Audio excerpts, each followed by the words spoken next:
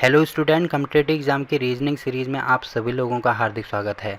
आज की इस वीडियो में हम रीजनिंग के कुछ इंपॉर्टेंट क्वेश्चन करेंगे जो विभिन्न कॉम्पिटिटिव एग्ज़ाम में पूछे जाते हैं। तो देखो आज का पहला क्वेश्चन क्या दिया है। देखो इसमें दिया है 1 जनवरी 2005 को कौन सा दिन था। अब देखो इस टाइप के जो क्वेश्चन होते हैं इनको सॉल्व करने के बहुत सारे अलग अलग तरीके हो सकते हैं, बट उसमें से जो सबसे आसान और बेस्ट तरीका होगा उसको हम यहाँ पर डिस्कस करेंगे। ठीक है, तो देखो इसमें दिया है 1 जनवरी 2005। अब देखो 1 जनवरी 2005 मतलब अभी जनवरी स्टार्ट ही हो रही है 2005 में। तो अभी हम इसमें विषम दिनों की संख्या निकालेंगे कहाँ तक, 2004 तक, क्योंकि 2004 तो इसमें कंप्लीट हो गया ना और 2005 स्टार्टिंग हो रहा है। तो 2004 तक हम पहले विषम दिनों की संख्या निकालेंगे। तो इसके लिए क्या करेंगे, हम इसको ऐसे लिख सकते हैं 2000 और 4। तो इनको शताब्दी ईयर और नॉर्मल ईयर अलग अलग इनमें तोड़ना होता है।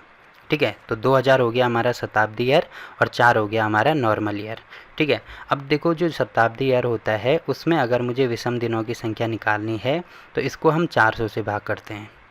अगर ये आपको पहले से ही पता था तो अच्छी बात है, अगर नहीं पता है तो ये काफ़ी इंपॉर्टेंट चीज़ है, ये आपको ध्यान रखनी है कि शताब्दी ईयर को 400 से भाग किया जाता है। और जो नॉर्मल ईयर है उसमें अगर मुझे विषम दिनों की संख्या निकालनी है तो उसके लिए जो लीप ईयर वाला कॉन्सेप्ट होता है, क्योंकि लीप ईयर प्रत्येक 4 साल में आता है, तो इसको हम 4 से भाग करेंगे। ठीक है, ये आपको ध्यान रखना है। तो अगर इसमें मुझे विषम दिनों की संख्या निकालनी है तो इसमें जितना भी शेष आएगा वो हमारे विषम दिन हो जाएंगे। तो इससे ये कैंसिल, यहाँ पे इससे ये काटेंगे तो देखो यहाँ पे पूरी पूरी बार भाग जा रहा है, मतलब शेषफल कितना मिल रहा है, शेषफल 0 मिल रहा है। इसीलिए यहाँ पे जो विषम दिन होंगे यहाँ पे भी कितने होंगे, 0 होंगे। ठीक है, अब आप यहाँ पे देख रहे होंगे कि 4 आ रहा है, तो इसमें विषम दिनों की संख्या 4 तो होगी ही होगी। अब इसमें हम ये चेक करेंगे कि लीप ईयर कितनी बार आ रहा है। तो लीप ईयर के लिए मैंने बोला था 4 से भाग करेंगे इसको, तो 4 से भाग करेंगे तो देखो कितनी बार पूरी पूरी बार भाग जा रहा है, 1 बार जा रहा है। तो इसका जो लीप ईयर होगा वो 1 हो जाएगा, तो ये हो जाएगा 4 + 1। अब 2004 तक हमने टोटल विषम दिन निकाल दिए। देखो 0 इसमें आ रहे हैं प्लस 4 और 1 5 इसमें आ रहे हैं, मतलब टोटल विषम दिन कितने हो जाएंगे, अभी 5 हो जाएंगे। अब बात करते हैं इसकी। तो ये इसमें दिया है 1 जनवरी, तो 1 जनवरी अभी स्टार्टिंग ही है तो यहाँ पे 1 तारीख है तो यहाँ पे 1 लेंगे। अगर देखो यहाँ पे 16 तारीख होती तो इसमें 16 विषम दिन हो जाते, तो तब हम यहाँ पे 16 लेते। तो अभी 1 ही तारीख है तो यहाँ पे 1 लेंगे।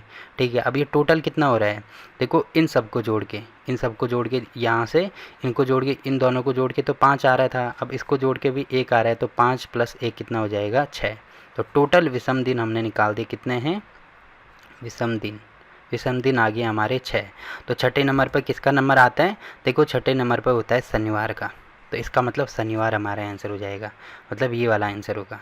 ठीक है, तो ये तो आपको पता ही होगा, रविवार 0 से स्टार्ट होगा, सोमवार 1, मंगल 2, फिर 3, 4, 5 ही आगे बढ़ता जाएगा। तो विषम दिन टोटल 6 आ रहे हैं, तो इसका मतलब शनिवार आंसर हो जाएगा। ठीक, अब देखो यहाँ पे ये चीज़ अगर आपके क्लियर नहीं हुई तो कुछ और एग्जाम्पल देखते हैं जिससे कि ये सारी चीज़ें आपकी क्लियर हो जाएंगी।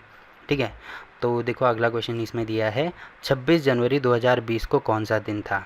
अब देखो 2020 तो कंप्लीट नहीं हुआ है, इसका मतलब 2019 तक कंप्लीट हो गया। तो 2019 तक सबसे पहले हम विषम ईयर निकालेंगे। तो इसके लिए मैंने बोला था कि इसको शताब्दी ईयर और नॉर्मल ईयर अलग अलग तोड़ दो। और शताब्दी ईयर इसको मैं 400 से भाग करूँगा, तो 400 से भाग करेंगे तो इसमें शेष कितना आएगा, शेष का मतलब विषम दिन कितने आएंगे, पूरी पूरी बार भाग जाएगा मतलब शेष 0 आएगा, तो यहाँ पे हो जाएगा 0। ठीक है, अब ये जो नॉर्मल ईयर हैं इसमें एक्स्ट्रा दिन तो 19 आएंगे ही आएंगे, विषम जो दिन हैं वो 19 आएंगे ही आएंगे। अब इसमें जितने भी एक्स्ट्रा लीप ईयर होंगे उतने और एक्स्ट्रा दिन आएंगे, तो जो 19 है उसको हम 4 से भाग करेंगे। तो देखो कितनी बार पूरी पूरी बार भाग जाएगा, 4 बार भाग जाएगा। ठीक है, तो 4 बार पूरी पूरी बार भाग जा रहा है, इसका मतलब लीप ईयर इसमें कितने हो जाएंगे, 4 हो जाएंगे। तो 4 लीप ईयर हो जाएंगे, तो 19 और 4 कितना हो जाएगा, ये 23। अब आप यहाँ पे देख रहे होंगे कि यहाँ पे 0 है, यहाँ पे 23 है, मतलब टोटल विषम दिन अभी हमने निकाल दिए 23। अब या तो इसको 23 लिख दो या इसको 7 से भाग कर दो, क्योंकि जो दिन होंगे वो तो 6 तक ही आएंगे ना, फिर 7वें नंबर पे दोबारा रविवार आ जाएगा। जैसे 7 दिन हो गए टोटल और 8वें दिन में क्या आ जाएगा, दोबारा वही चीज़ रिपीट होगी कि अगर पहले दिन में रविवार था तो 8वें दिन में दोबारा रविवार आएगा। ठीक है, तो ये चीज़ आपको समझनी है। तो यहाँ पे देखो इसको और आसान करने के लिए अगर मैं यहीं पे इसको भाग कर दूँ तो यहाँ पे कितना हो जाएगा ये 21 तो पूरी पूरी बार जाएगा और शेष फल मिल रहा है 2, तो यहाँ पे 2 इसमें विषम दिन होगी। ठीक, तो ये हमने यहाँ तक कर दिया। अब इसमें दिया है 26 जनवरी, तो 26 जनवरी की बात हो रही है, तो इसमें 26 में कितने विषम दिन होंगे, तो इसको भी मैं 7 से भाग कर दूंगा। तो 7 से भाग करेंगे तो कितना हो गया टोटल 7 21, तो 21 तो पूरा पूरा हो रहा है, तो शेष कितना बच रहा है 5। अब देखो 2 यहाँ पे शेष मिल रहा है, 5 यहाँ पे मिल रहा है, तो टोटल दिन कितने हो जाएंगे 7 हो जाएंगे। तो टोटल विषम दिन 7 हो जाएंगे। तो 7 होने का मतलब क्या है कि उस दिन क्या हो जाएगा, रविवार हो जाएगा। यहाँ पे 0 लिखो या 7 लिखो, एक ही बात है। ठीक है, तो ये हमारा आंसर हो गया। तो आप देख रहे होंगे यहाँ पर भी हमने इसको कंप्लीट कर दिया। या जैसे पिछले वाला क्वेश्चन करा था हमने कि पहले इसके शेष दिन निकाले, 2019 तक टोटल शेष दिन निकाले हमने, तो कितना आ रहे थे 0 और 23, तो टोटल 23 शेष दिन आ रहे थे। प्लस अब उसके बाद इसके शेष दिन निकालेंगे, तो यहाँ पे टोटल 26 है, तो यहाँ पे 26 कर दो। अब इनको जोड़ेंगे तो कितना आ रहा है 6 और 3 9 और 2 और 2 4 और बटे में 7 करेंगे, तो तब भी सॉल्व करेंगे तो तब भी देखो 0 आ रहा है।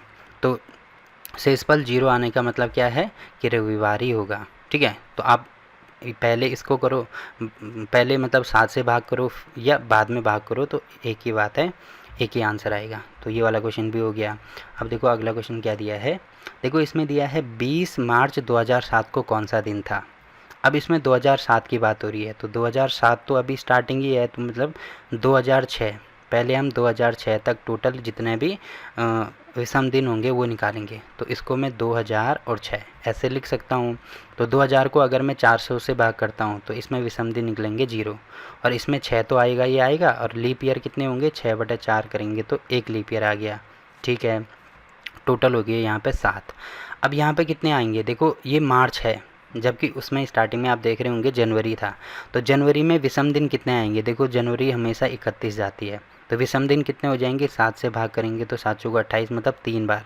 ठीक है, तो ऐसे लिखते हैं कि 3। फिर फरवरी में हम देखते हैं कि अगर ये जो ईयर है लीप ईयर होगा तो फरवरी 29 जाएगी, नहीं तो 28 जाएगी। तो आप देख रहे होंगे ये नॉन लीप ईयर है, मतलब नॉर्मल ईयर है, तो इसमें फरवरी में 28 दिन होंगे, तो 28/7 करेंगे तो कितना आएगा 0 आएगा, तो ये भी 0 हो गया। फिर मार्च, अब देखो मार्च शुरू हो गया, फरवरी तक हमने कर दिया, मार्च 20 तक जाना है, तो 20 में भी अगर मुझे विषम दिन निकालने हैं तो इसको भी 7 से भाग कर दो ना, तो 7 दूनी 14, मतलब 6 शेषफल मिल रहा है, तो 6 इसमें विषम दिन हो जाएंगे। तो टोटल कितने हो जाएंगे, इसको जोड़ दो, तो 6 और 3 9। अब देखो 9 ये हो रहे हैं और 7 ये हो रहे हैं, तो 7 9 और 7 कितने हो जाएगा हमारा, या अगर 9 इसको भी मैं 7 से भाग कर दूँ तो यहाँ पे भी विषम दिन 2 निकाल दो, तो 7 और 8 9 कितना हो गया 9, मतलब इन दोनों को जोड़ेंगे अब, तो 7 8 9, और इसमें भी विषम दिन, तो 7 से भाग कर दो।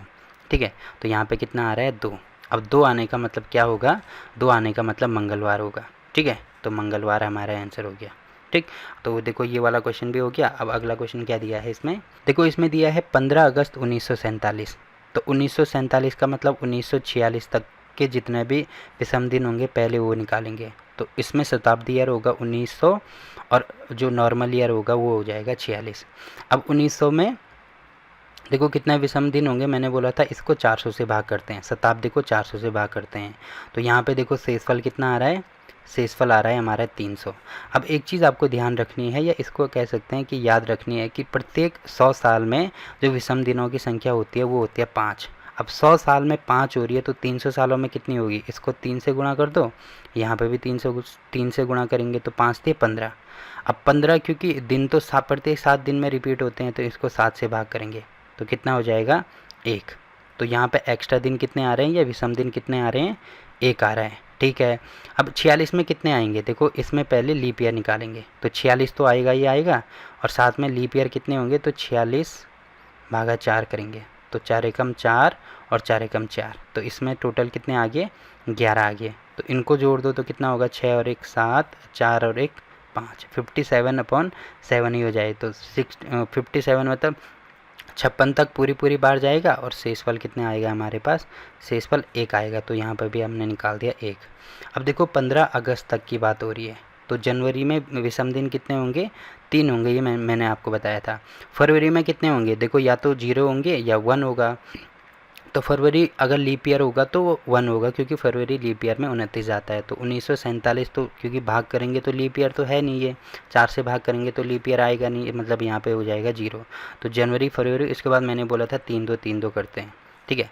तो जनवरी हो गया, फरवरी, फिर मार्च, अप्रैल, मई, जून, जुलाई और उसके बाद अगस्त। देखो यहाँ पे 15 है, तो यहाँ पे 15 पूरा लेने की ज़रूरत नहीं है। यहाँ पे भी अगर मैं इसको 7 से भाग कर दूँ तो कितना हो जाएगा, एक एक्स्ट्रा दिन आएगा। तो यहाँ पे हो जाएगा जून, जुलाई और अगस्त, ये हो गया, ठीक है।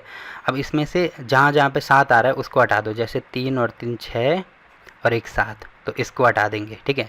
अब 3 और 3 6 और 2 8 और 2 10 आ रहा है, तो 10/7 करेंगे तो कितना हो जाएगा, ये 3 हो जाएगा। तो यहाँ पे टोटल एक्स्ट्रा दिन आ रहे हैं हमारे पास 3।